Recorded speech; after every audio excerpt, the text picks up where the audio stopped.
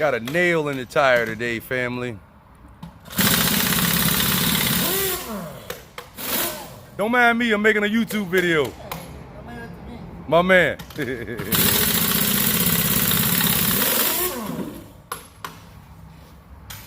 Here at the tire shop, Bob Alley's in West Point.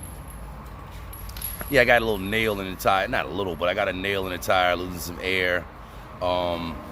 Today's the update for Tuesday, April the 13th. I believe that's the date of today. 13 days into becoming a new owner operator. Everything's going pretty much according to plan. So, but yeah, I came out yesterday, Monday, and noticed I had to put air in that tire that he's taking off now. Noticed that before I went out in the morning, when I was doing my check in the morning. And then when I came out this morning, I was doing a check again and noticed I had to put air in the same tire. So I'm like, all right, I need to get over here and get this tire done. So today, I'm not gonna get on both of my runs that I normally like to get on. What's going on, man? I'm doing all right, man. I'm doing all right. Yeah, so yesterday I got on my 2 runs like I normally would, which was Monday. And today I got something going on with the tire. No big deal. But because of the hours of the place that I pick up from, which they open up at 7 and they stop loading up at 3:30 in the evening, they want you there by 3. Because of those hours, if I lose any time throughout the day, like on a situation like this, I won't be able to get on my 2 runs that I normally do.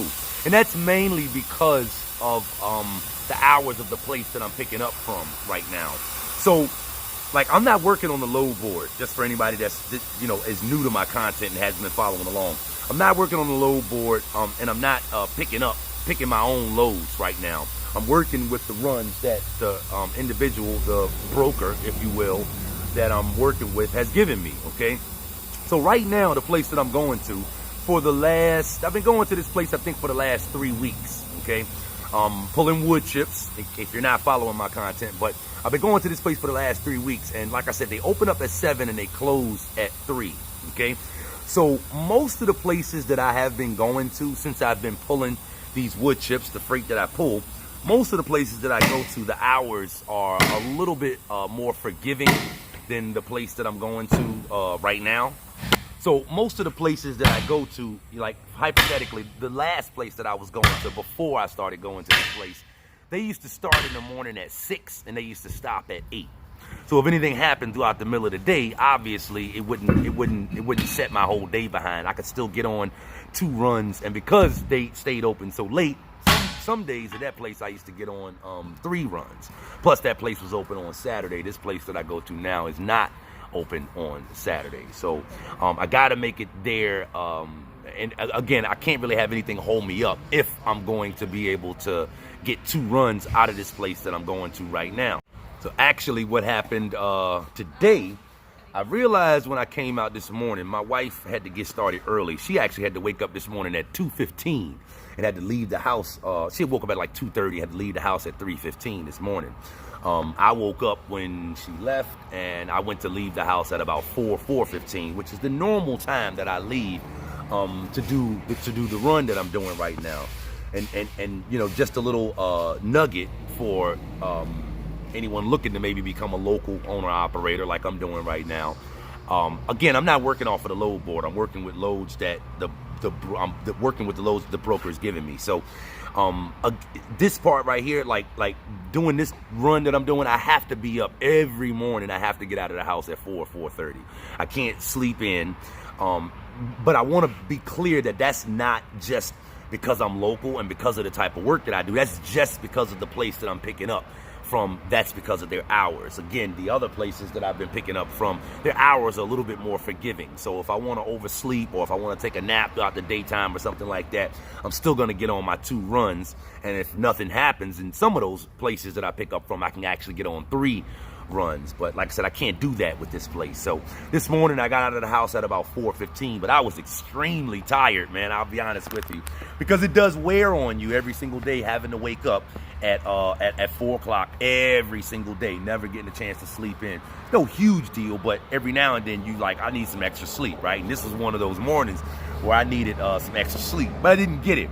But right when I got in the truck, I realized right then, I'm like, man, I don't think I'm gonna be able to get on 2 today, because at some point today I'm gonna have to take me a little nap, man, definitely. So as I'm checking over the trailer, I realized that the truck, I realized that there was a hole in the tire, a nail in the tire, and knowing that I was gonna miss some time throughout the day from having to get this tire fixed, I said, you know what, there's no use in pushing myself to stay woke to get this first run on and then get to the tire shop, which is on my route, and then still not be able to get back to do the second run. So in other words, I'm like, if I'm sleepy now, I might as well just pull over and just go ahead and doze off right now. And that's what I did.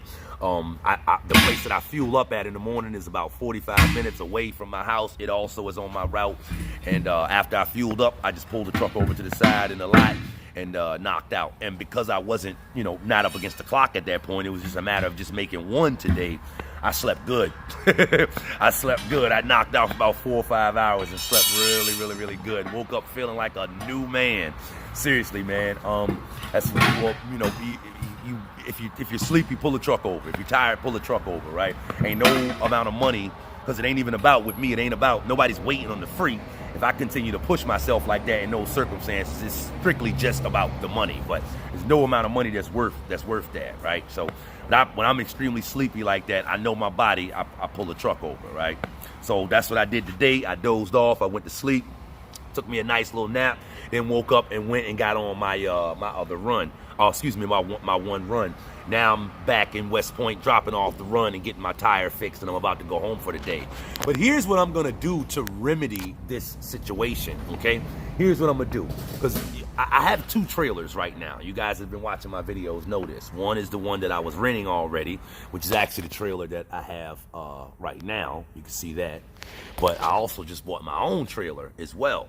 But I've been kind of trying to decide what to do with 2 trailers, how to work it with 2 trailers. In some places, it's not worth it to have 2 trailers. So I was considering just taking the rental trailer back. I am paying $150 a week for trailer rent, and it's like, what's the use of paying that if I got my own trailer now? But here is what I'm going to do, okay? And I talked about this before in some of my other videos about how in every step of trucking, it's a learning curve.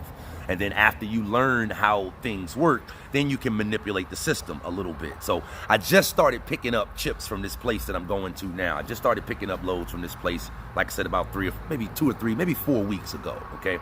So I'm just realizing that this run is a little bit difficult to do too every single day, because things are gonna come up.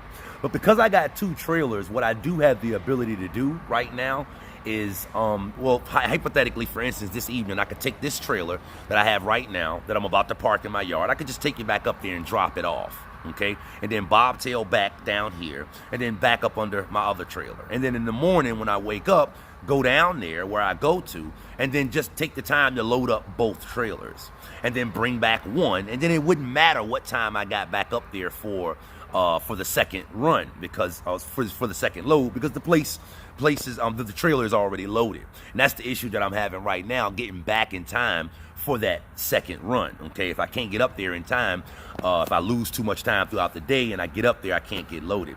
But if I can load both of the trailers in the morning, then they're already loaded. And then I kind of guarantee that I can get on 2 runs for the day.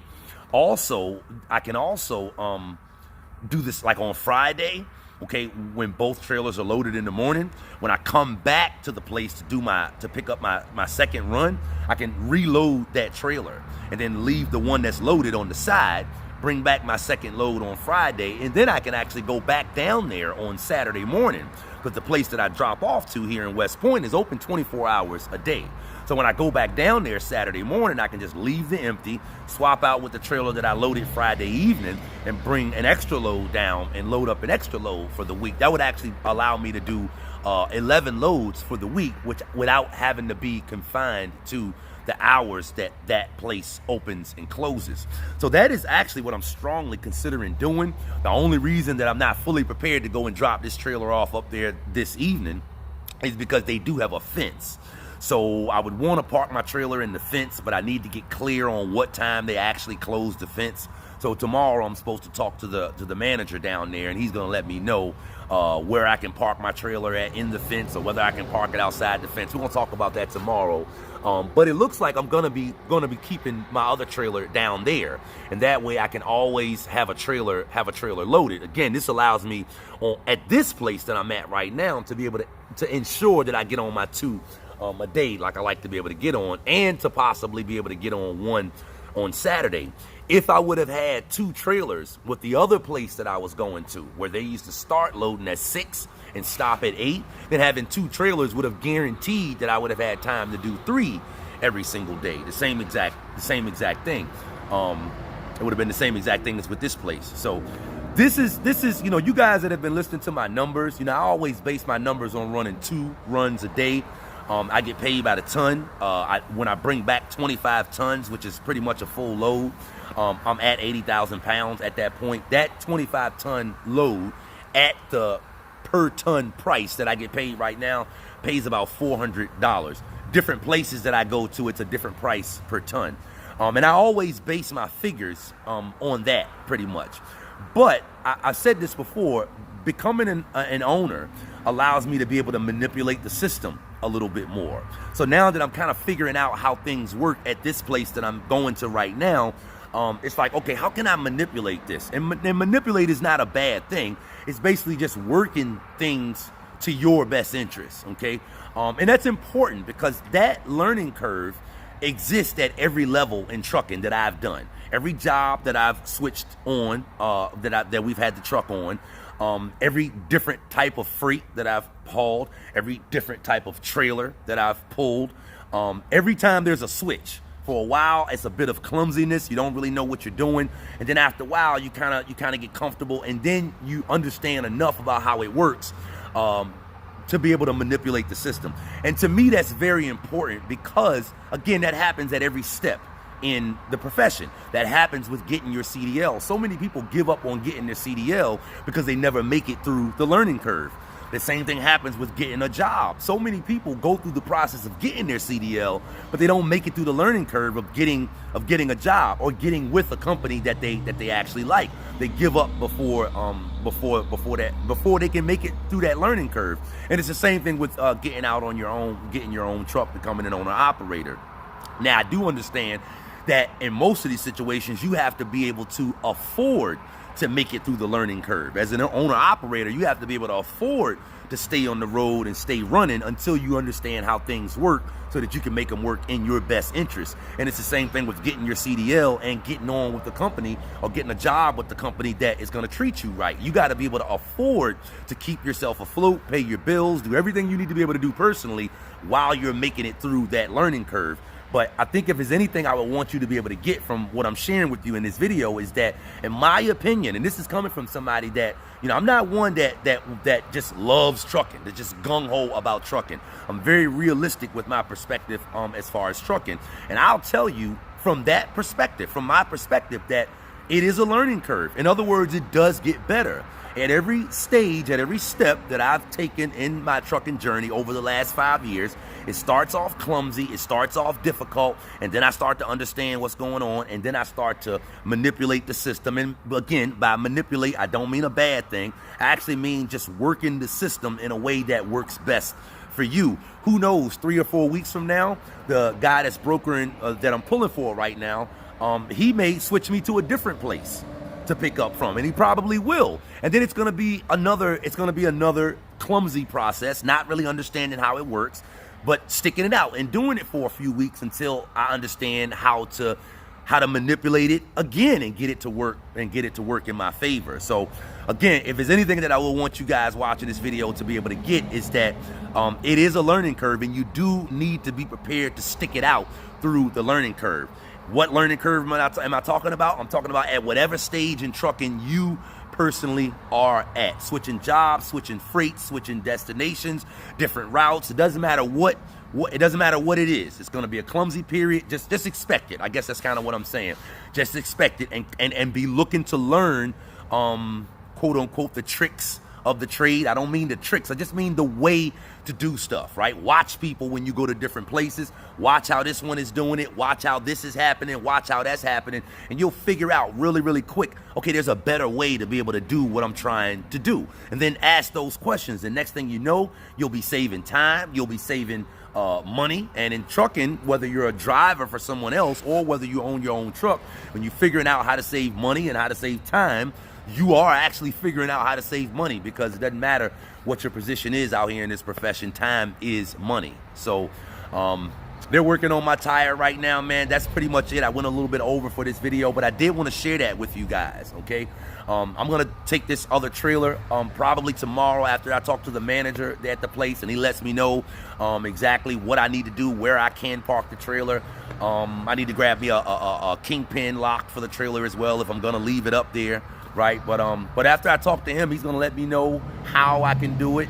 And tomorrow, when I finish doing my 2 runs that I normally will do, I'll probably make a 3rd run up there just to drop off the trailer and get it ready to load up for Thursday. So everything's going according to plan, man. This thing is coming together. I love when a plan comes together. I love when something happens as expected. So make sure you keep your expectations in check in trucking. What's your name, my man? And Javier is back in here working on my tire again. He told me tell y'all get right and stay right.